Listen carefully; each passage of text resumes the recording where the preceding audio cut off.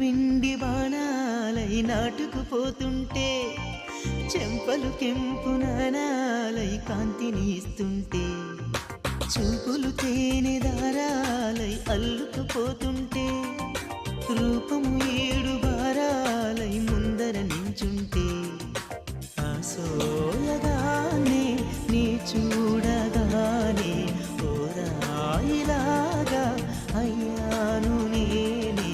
అడిగ పాదముని అడుగు వేయమని కదలలేదు తెలుసా, నిజంగా కళ్ళతో వింతగా మంత్రమేసింది, అదేదో మాయలో నన్నిలా